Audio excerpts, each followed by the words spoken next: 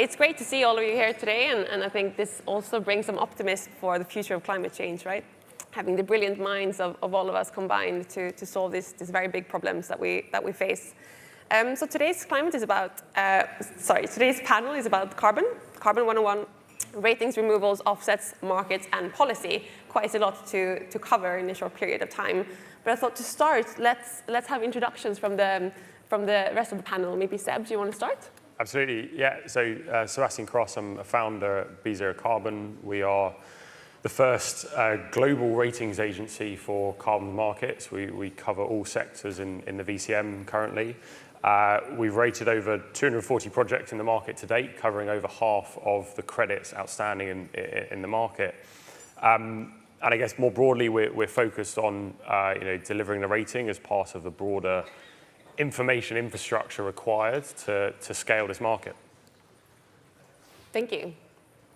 I'm Chris Coleridge, founder of Carbon 13, the venture builder for the climate emergency. My day job is as a professor in the university at the Business School in Cambridge. 2 of our 20 portfolio companies are carbon markets related. Kita is an insurtech focusing on insuring carbon offsets, and Incenti is a platform helping corporates transition from offsetting to insetting. So those are my credentials to speak on this topic. Excellent. And Brennan? Beautiful. Hey everyone, my name is Brennan Spellacy. I'm the CEO and one of the co-founders of a company called Patch. Patch builds software infrastructure to interact with environmental markets. Voluntary carbon markets is one of those things, but we also traverse renewable energy, NOx and SOx markets, which are other types of greenhouse gases. And for a buyer, we look very similar to a type of marketplace where you have a huge amount of information aggregated, some of that information being B0 information, to help buyers understand what they're transacting with. And from a carbon credit developer's perspective, we look a little bit closer like a Shopify, where we build software to help them scale their business. Headquartered in San Francisco. So thankful to be all the way out here across the ocean. Great to have you in London. Hope you see Buckingham Palace and the Queen's Jubilee. I made it for the Platinum Jubilee, actually. That was the day I arrived. It was quite the event. Excellent. And Guy? Hi there, my name is Guy Hudson. I'm the CEO and co-founder of Loam. We work at the intersection of microbial science and climate change. I feel like I'm the kind of supply side of this, and rather than one ocean, I've actually come across 2. So we're based down in Sydney, Australia, although we work across Australia, US, and Canada. Our technologies are developed to enhance a plant's natural ability to sequester carbon in the soil and store it stably there for the long term. Thank you for having us. Great. Thank you so much for being here today. So given that this is a 101, maybe let's take an initial step back. I think, as you know, more and more companies are making very ambitious net zero targets, but most of them can't actually eliminate their own emissions. So they're turning to the voluntary carbon markets to offset their carbon footprint. And taking an even further step back, what is a carbon credit? A carbon credit is a certificate representing a specific quantity of greenhouse gases that will be kept out from the air or removed. I think that's just important to remember when we talk around these topics. And this market is generally somewhat debated, especially in recent time. Some estimate that it could be worth anywhere up to 50 to 100 billion by 2030, but some think that it will go to zero, crippled by its own complexity and lack of transparency, really. So Chris, maybe starting with you, how do you see the future of the voluntary carbon markets evolving from here? Great question. The fundamental issue is that we're dealing with the commons, right? We've got a finite amount of carbon that we can continue to pump into the atmosphere and still hope to survive on this planet. And there is a lot of empirical evidence and a lot of modeling-based evidence that market-based solutions tend to be inadequate when faced with a potential tragedy of the commons. That we don't have any historical precedent for being able to really stop overgrazing, if you like, through market-based solutions. And so this is absolutely fundamental to the critique of carbon markets is won't the benefits of free riding always exceed the potential resources that we're willing to put into policing and enforcing and so on. By the way, and I think possibly outside the subject of this panel, the people who argue that would say, well, and that's why we're going to end up in a carbon tax scenario, because we're going to have a situation where the state has a great hunger for revenue and money, and they will use their sort of power in the world to kind of do what a market can't. It's really difficult to see big inflection points, big transitions like that coming. But I think if we're trying to make forecasts, one of the things we can focus on is the lack of supply that we've got. You mentioned some estimates of the potential size of the offsets market. There was a McKinsey report in February suggesting a much more modest ability to scale up offsets by 2030, maybe a maximum of 5 gigatons of offsets, because of the difficulty of scaling up supply, and that this is a sort of constraining factor. Now, of course, that doesn't a constrained supply doesn't suggest that the market goes to zero. It suggests that it goes into sort of in some very interesting and possibly silly directions. But this, we should keep our eye on whenever we talk about tokenizing, whenever we talk about any intermediary plays in this space, we should be thinking, well, what's going on with the supply? How can we unlock the supply? Interesting. And Brennan, from your perspective, what do you think are the biggest challenges, but also the biggest opportunities that you see? Yeah, totally. I actually completely agree with there effectively being a supply crunch. I mean, for context, we're around as a civilization emitting between like 45 to 50 gigatons a year. So 5 gigatons is around 10% of that, which actually feels about right for like what you do through compensation versus decarbonization. So we cannot be in a world where we're removing 50 gigatons of carbon per year. Like that is, in my opinion, unacceptable. And I work for a company, and I founded a company that would technically benefit from that, and I still think that's unacceptable. So between like 10 to 20% is actually, I think, what like the terminal percentage of the pie I think actually ought to be. I think for us, the kind of biggest things, and I used to work at this company called Shopify, which is an e-commerce platform. A lot of the problems these different types of carbon credit developers are kind of experiencing right now are actually very similar to what e-commerce was going through back in like 2005 and 2006. Or it's difficult to get access to specific types of risk capital. You're typically raising equity capital from people who might not deeply understand your business. Sometimes your business model isn't proven, or it's difficult to internationalize. And so I think the big opportunity for both the broader ecosystem and a company like us is just really think about, well, what has actually historically worked to scale markets really, really quickly in the past? Very similar for renewable energy, right? What was able to get renewable energy off the ground in a really big way was the advent of PPAs with some sort of additional kind of, typically some sort of equity financing that eventually more like less and less risky types of debt as the ecosystem matured, and government incentives. We spend a lot of time going to DC and speaking with the Canadian federal government to understand how can we actually make it such that the policy ecosystem can not actually just help folks decarbonize, but actually potentially in some cases directly procure different forms of carbon removal. And when you get all that market signal, that's actually when more affordable types of capital will flow to the ecosystem, which will then typically develop new types of supply, right? Folks like you, folks like Guy, he believes in his business, and if he has, $4, $5, $6, $7, $10 million of pre-bookings, and he goes to a bank, it's a lot easier of a conversation to say, hey, if you give me X or Y dollars at 7, 8, 9%, I can go get that 10 million now, right? And so there's like a little bit of financial engineering that really needs to develop in the ecosystem to unlock that supply problem. Interesting. And Guy, coming from the supply side of things, so, I think we are not in doubt that demand will be there, but how do you actually scale supply to keep up with that demand? Yeah, and look, I agree with you both, but I think the length of the supply crunch is going to be relatively short. We're seeing an incredible group of technology companies emerging now who have technologies that will come online at different times over the next 10 years.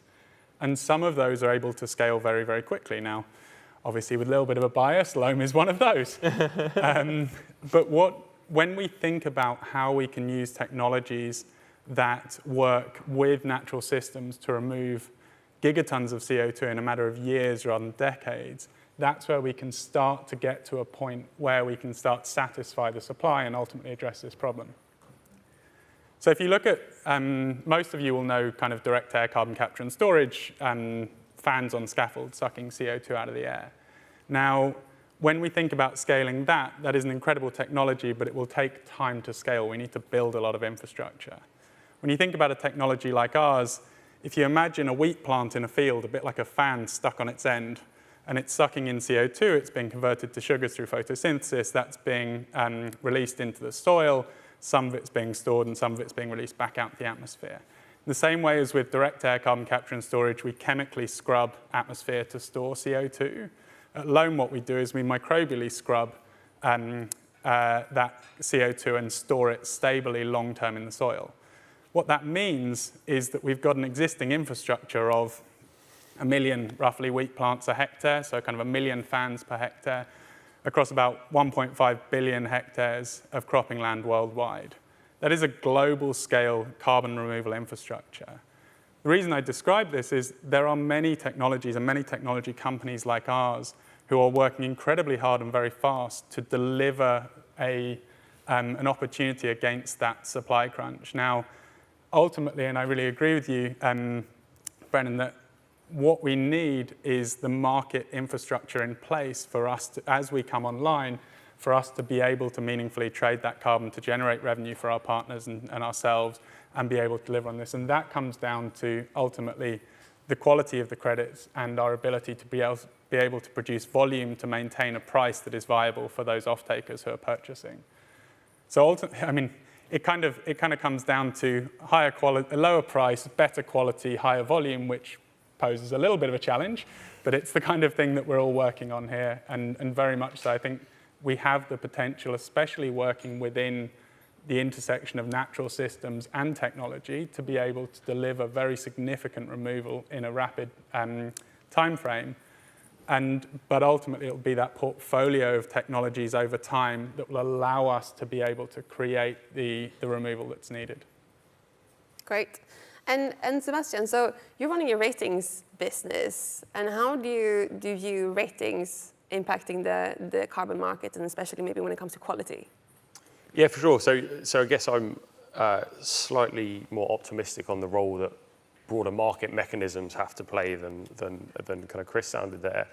I come from an economics and capital markets background. Spent most of my time looking at sovereign debt markets, and you look at the infrastructure that markets need to operate. You need a language of risk. Right, in the market today, you've had a case where the accreditors have set up methodologies where you follow a process leading to a whole unit being issued. That unit is said to be a ton. A credit equals a ton. And yet, if you dig underneath the surface, and look at the process followed, there is a range of estimations. There's counterfactuals involved. It cannot be the case that everything is equal to a ton. Everyone knows it, but no one has a tool to assess this.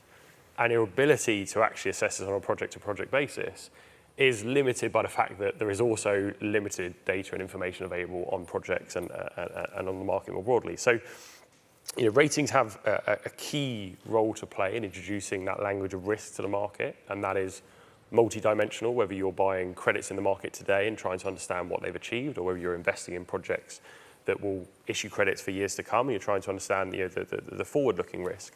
That framework is extremely important to enabling the market to scale, because the people who are ready to put capital to work in these markets, they need that language of risk, because behind that they have risk committees, they have investment committees, they have underlying investors, whoever it is. All of these people talk a language of risk. And if you don't have that, then it really inhibits the ability of the market to scale. But I think just quickly as well on the supply point, because I was in Bonn yesterday for the pre-COP talks, and the one area which seems to be overlooked from my perspective is on sovereign carbon markets. It's a slightly different market mechanism to the pure voluntary carbon market that we've seen to date, but Article 6 of the Paris Agreement opened up this whole new role for market mechanisms to play in helping countries achieve their country level targets. But it also opens up a whole new kind of calculus around the carbon itself, because we're not just dealing with specific project areas, we're dealing with country level accounting. But again, if that market is going to be implemented and scale, it also needs a language of risk. Underlying that is buyers and intermediaries and a range of market players that need the ability to understand what they're actually buying. Interesting, very interesting. And I think from what we discussed, I think the conclusion is that we need quality. We need supply, but we also need quality supply. And that's quite a challenge to achieve, which we will also touch upon. But generally, how do you see, how will we get to quality credits in the carbon markets? Open questions. Anyone can take a stab. I'm happy to share my initial thought, because there is also probably an opportunity to frame this question slightly differently, because there's the idea of quality, especially in the world of carbon, sometimes gets muddied, because some people think about quality as work that's already been done versus future commitments. Some people think about quality as purely as a dimension of this concept of permanence, which is how long does that positive environmental effect stand for. And sometimes people think of it as quality as has it happened or not, just simply that is it, which is kind of the idea of additionality. Did that additional kind of positive environmental, capital injection result in some sort of positive environmental benefit? So I think the thing that's kind of important with quality is actually segmenting like what is truly related to trust, which is like a little bit related to the risk concept, which is this person's made a claim that this is 100-year permanence versus 1,000-year. Is that true? Is it actually 100 years versus 1,000 years? Versus some people might think about the quality of, regardless of whether the 100-year or 1,000-year number is true, I'm always going to index on the longer permanence piece. And so I think once you kind of get some clarity on, are you talking about the underlying metadata of each ton of carbon versus the kind of guarantees when you transact, that's going to be how you the quality actually kind of gets bubbled to the top. What does the market think is high quality? What are people willing to pay? But until you have that trust piece and that auditability piece, it's going to be really, really tough without that. Right now, they're kind of getting muddied together. And we spend a lot of time kind of, Lubomila spoke about education earlier. We spent a huge amount of time on education, just spreading that out. Because when you ask buyers what they mean by quality, we have about 10 different answers, which results in like a slightly different lesson that we give. So foundationally, there's a bit of education of trust versus quality that's actually required before you can even figure out what quality is. I think that's right. And fundamentally, we're talking about a carbon market here. We've built our initial rating around the question, what is the likelihood that a credit is achieving a ton of carbon? That metric is really, really important, right? Because if I look at a nature-based project and I start blending carbon and biodiversity, both of them are very important. But if I have a blended metric, what does it actually mean? How do I use it? What's one unit versus another? And so that kind of all-encompassing term of quality, you actually need to split out what is the core purpose of a contract that I'm buying. It is that ton of carbon, and it's everything else then on top that I can look to assess, but not try and then just, everyone has different assessments of what quality is, everyone has different risk tolerance in the market. They just need the tools to be able to understand those things as those relative metrics. I think that's exactly right. Yeah. And I think from my perspective, it fundamentally comes down to the foundational science and the underpinnings of the technologies that we're using to do this. And one of the interesting nuances we're seeing at the moment is that carbon removal technologies are actually taking up the mantle themselves in terms of quality. So there are businesses like ours who will take the current methodologies that would allow us to generate credits, but will add in extra layers ourselves, because ultimately that's how we believe that we will build confidence long-term in the market. And we have to be able to provide that high-quality data. And Shopify is going to get a lot of love today because they're one of our partners as well, but Shopify and other similar tech companies who are buying these early credits and are not terribly price sensitive, but are really focused on driving the fundamental data and underpinnings we need for operational efficiency at scale, and therefore for the quality of science and data. And it always all starts with the data that then goes into the markets to help us to be able to adjudicate the quality of those credits. And I think the work that you're doing, Sebastien, in terms of helping to speak in the language of the financial markets when it comes to carbon offsets is absolutely integral to how we deliver on this market. But ultimately, it all starts with the quality of data that we have. particularly challenging in soil carbon, where the science tends to be ahead of the methodologies a lot of the time, and so you're constantly chasing your tail.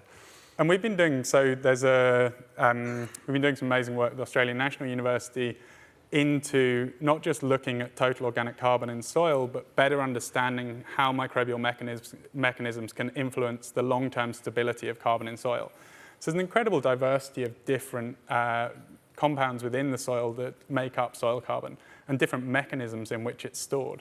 Some of those will be cycled in days to months, others will stay for many hundreds of years. But being able to articulate that to the market in a foundational and clear way is what will allow us to be able to grow the market as a whole. Mm. And Sebastien, you touched upon this, but each ton of carbon actually has a co-benefit attached to it, right? Which is rarely discussed. We all talk about the single price of carbon. How will this development of the co-benefits evolve in the future? Will they be buyers of the co-benefit alone, like biodiversity, or how do you envisage this going on? Yeah, so biodiversity is a really interesting one, right? Because relatively speaking, carbon is quite easy. A ton of carbon is a ton of carbon wherever you are in the world. Trying to compare a unit of biodiversity in London versus the Amazon in Brazil, quite challenging. And lots of people have done lots of great work on this, but there's kind of no real consensus on what the right way is to think about that metric.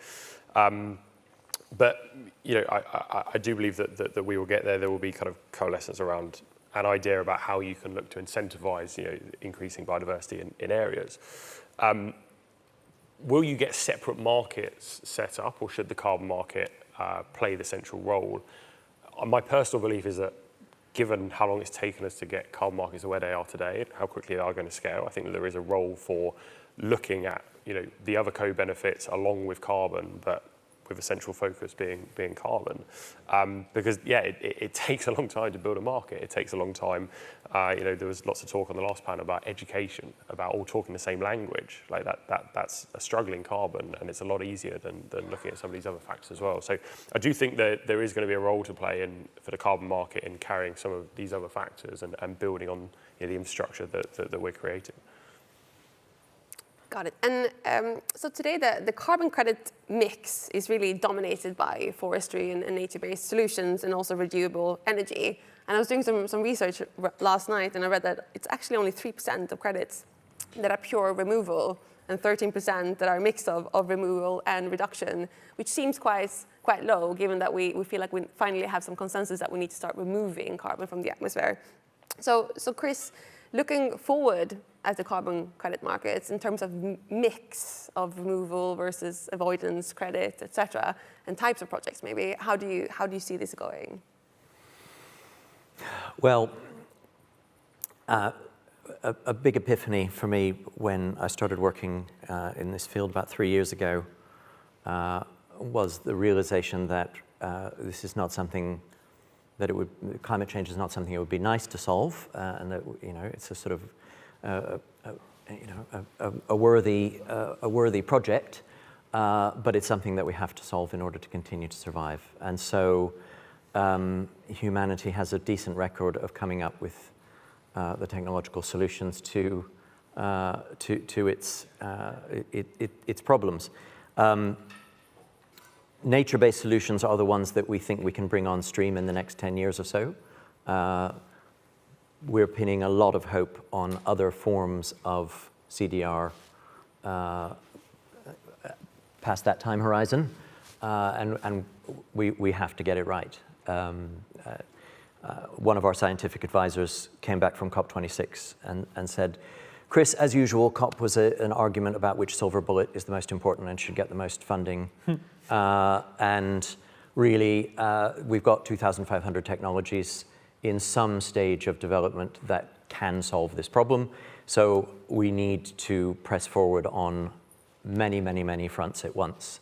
In Carbon 13, our call to people working on ventures is come and work on something that has the potential to take 10 million tons CO2 equivalent emissions out of the emission space.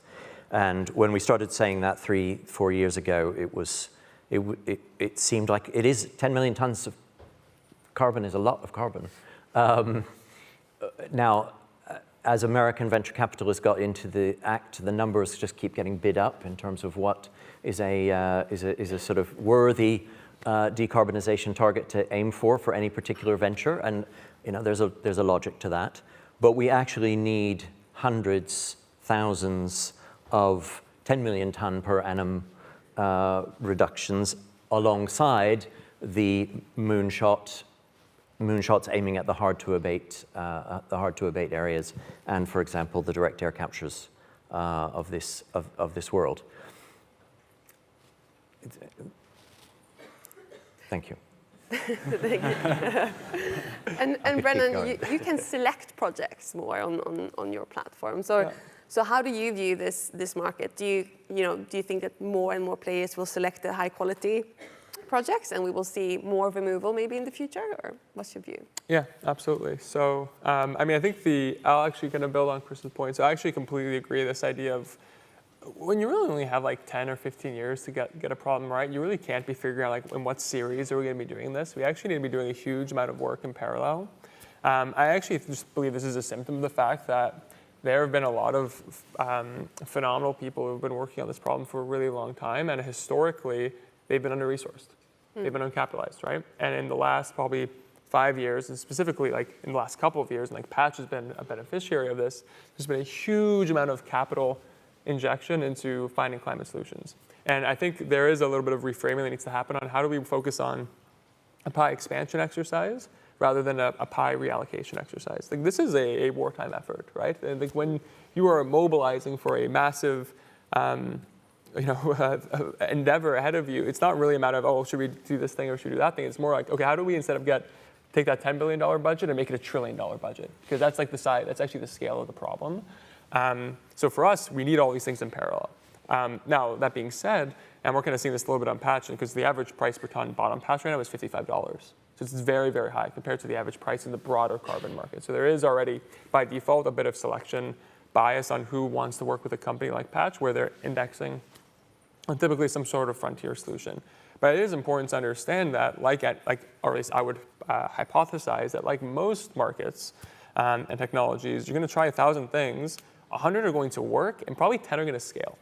Right, and it's going to follow a power law, like a lot of different types of ventures, and that's kind of why the venture capitalists are kind of beginning to get a little bit more excited about this. And that's what we've seen with renewables as well, right? There's probably like 2 or 3 major compounds that work really well in photovoltaics. There's a couple of different types of wind turbine designs, but hundreds and hundreds have been worked on before. Just a lot of them didn't work, or maybe some worked a little bit, not really, or maybe a specific turbine got a little bit closer to the BETS limit than some other one. And so we should try everything today, but we should also be realistic that a lot of them aren't going to work, and we just have to be okay with that. Because at the end of the day, if we wanted to do this, quote, efficiently, we would try and iterate and kind of do things in sequence. But I'm actually of the opinion that we actually need to get a little bit more, as maybe audacious or aggressive from a capital allocation perspective and try a lot of things in parallel, which will result in a little bit of waste. But at the end of the day, 1, we're creating a lot of waste as an organization or a species already, and 2, that's a trade-off I think is very much worthy of the goal we're going after. Yeah. And I thought, as one of the final topics, I thought we would talk about blockchain. So blockchain has been applied to the carbon. Tech Week. Yeah, exactly. It's been applied to the carbon markets as it offers the opportunity to create an immutable record, which, among other things, can prevent double selling of these credits. But there's been quite a fierce debate going on over the past couple of weeks, where this blockchain-based projects have been accused of lowering the general quality of carbon credits. There's many views, I think, on this topic, but wanted to hear kind of briefly what your views are, if there's any bulls or any bears in the group. I personally think it does have a role to play in the market. Anything that is increasing transparency, is increasing liquidity, is increasing accessibility to the market is a good thing, but it needs to be implemented properly. And so the way that you've seen it implemented to date has had a number of kind of perverse incentives attached to it. But we are working with a number of these companies that are trying to actually implement it in combination with targeting high quality projects. So, for instance, looking at the rating as part of a criteria for what is eligible for, a token, I think would be, a fantastic innovation. I think really simple. brilliant technology, but not a panacea. Ultimately, we've got an amazing opportunity to use a really great technology to track the creation, usage, and retirement of carbon credits. Let's use it for that. And I think ultimately what we need to focus on is the quality of the credits going into that market and the assessment of the quality of those credits and the information associated with them. But yeah, there's some really great opportunities in the blockchain space, but I think it's something that we've maybe put a little too much weight on the potential of it to be able to solve the whole market for us.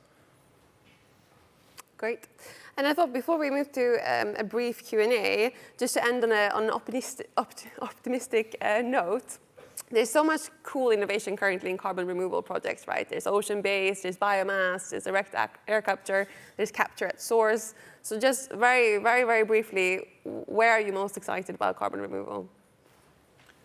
Well, I'm going to cheat and say everywhere, because being a ratings company that covers all sectors, that's kind of my role. I think that I completely agree with what Brennan was saying about us needing to do everything. That is, yeah, absolutely tantamount to us actually achieving these goals. The bit that I struggle with is that effectively the cost of doing business in this market is too high at the moment because everyone's talking a different language. And that's the same for investing in these solutions as well as buying any subsequent credits or products they produce. So we just need that common language so that you can understand all these different solutions with the commonalities that they have. Obviously, understanding that there's heterogeneities beyond that. But yeah, there's idiosyncratic issues for everything. Blue carbon is super exciting, but interestingly, in the UK, you have to get permission from the Queen if you're going to do it within 40 miles of a coast here in the UK. So that's a bit of a blocker. Super excited about direct air capture as well, but there's obviously energy consumption considerations. So they all have their idiosyncrasies, but if we can just solve that commonality and reduce the cost of doing business, you can attract a lot more people to be getting involved in the market, I think. Any other views? I feel like I probably shouldn't answer this question.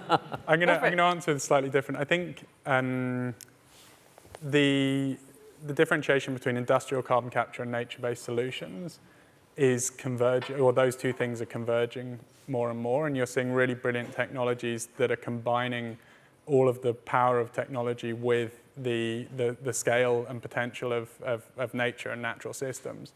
So someone like Charm Industrial, who's starting to look at how can we not chemically necessarily remove CO2, but use plants and capture and convert it into bio-oil and pump that underground. And looking at some of these intersections between the technologies and that between those kind of two sections, and that for me is what's really, really exciting. I think I'll give also a slight non-answer, but I think the thing that is exciting as well is there's a lot of mirrors to the problem we're facing now to other problems that have historically been solved.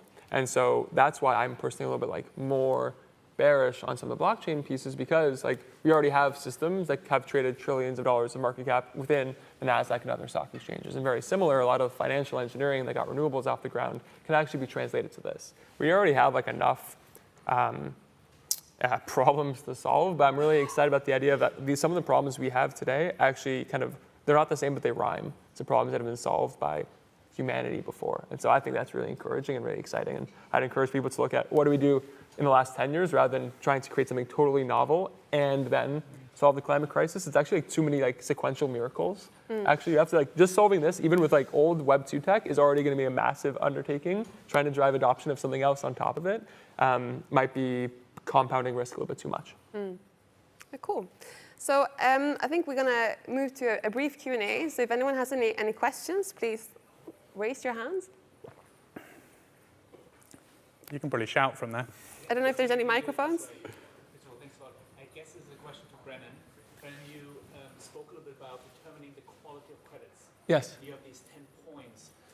I would be very curious if you can expand on that a little bit, and also in terms of your vision about pricing of the respective carbon credits.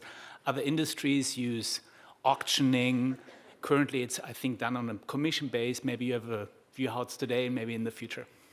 Okay, so the question was essentially, how do you determine the quality of, sorry, I'm going to repeat it in case people didn't hear, determine the quality of particular credits, as well as how do the specific pricing mechanisms work.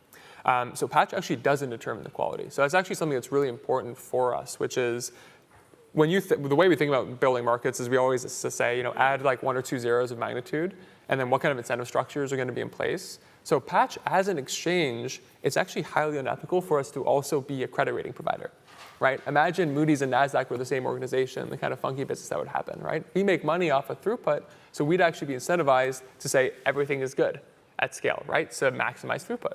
And so what we actually typically do is rely on third parties like B0 and some of their comp set, as well as other kind of third-party organizations to perform those audits. And we actually standardize that data and how it's presented with respect to permanence, risk of fulfillment, et cetera, and present that within the Patch platform.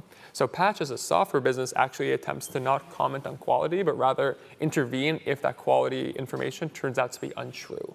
With respect to pricing, right now it's actually driven all by suppliers, where they are actually setting their price, and we'll provide insights to them on whether they're overpriced, whether they're underpriced, what kind of price action we're seeing within the ecosystem. But Patch actually, again, doesn't determine the pricing. We provide insights to help contextualize maybe how they should be pricing, but it's actually, at the end of the day, on the supplier's end. And now as we're seeing more liquidity come onto the platform, it's becoming a much more efficient pricing mechanism, where people are going from repricing every quarter to every month to now we're getting to this every other week, reevaluating what's the sales velocity and should we be changing price.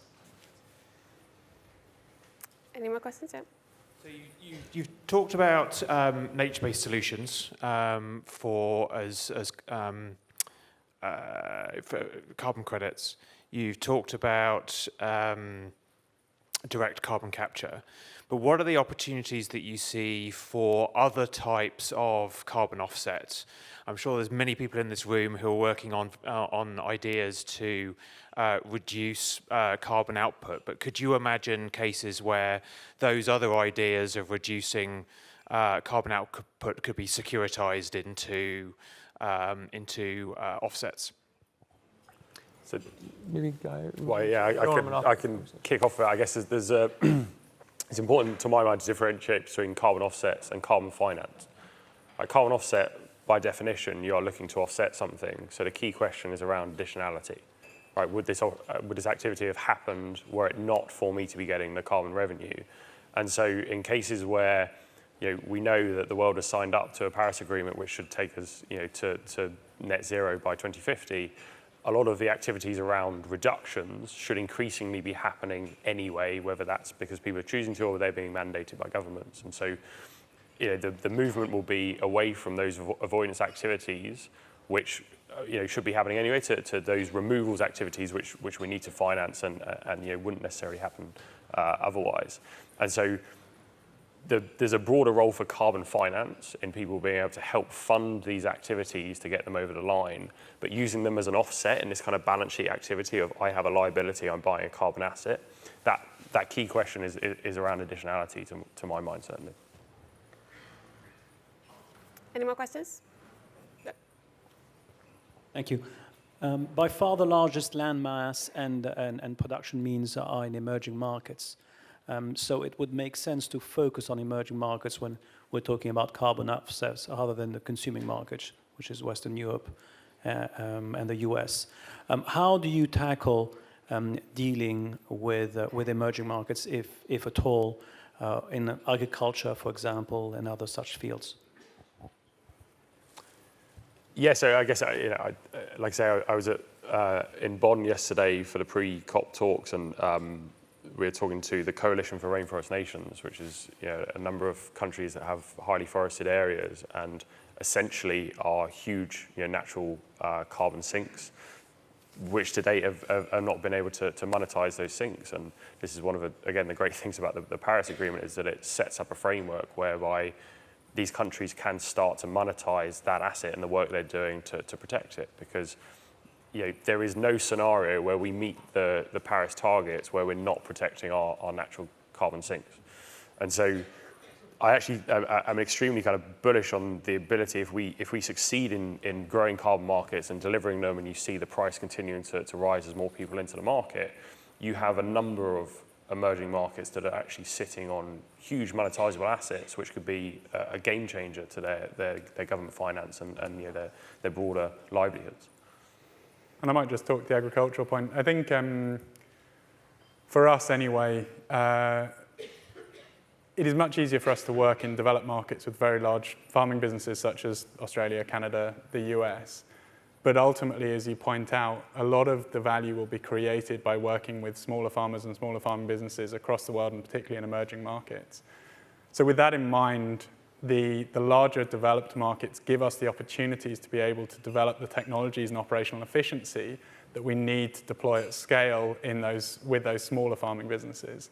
And ultimately, that comes down to a combination of increasing the quantity of direct measurement and the data associated with direct measurement in these larger markets, and being able to build better, more accurate and efficient models that will allow us to work with smallholders in a context where we don't need to measure every single farm, but our modeling is of high enough quality that we can then create and ensure the ongoing quality of those credits coming off. So it's something that we really strongly believe in. But for us anyway, it's a timing thing to ensure that we can have enough operational efficiency to work in those markets. And if I could actually add to that question as well, I think given the trust issues and some quality issues that we might feel in these markets, I think corporates are starting to show a tendency to buy credits that are closer to home, because you kind of understand the project, you understand the region, you can trust that it's actually been done. And I think it's really key to really establish this trust and quality that we have discussed to also expand in emerging markets. I think that's actually all we have time for. Any final remarks? No? Thanks for having us. Yeah. Thank you. Yeah, thank you so much for being here today, and thank you for everyone who took the time to listen as well.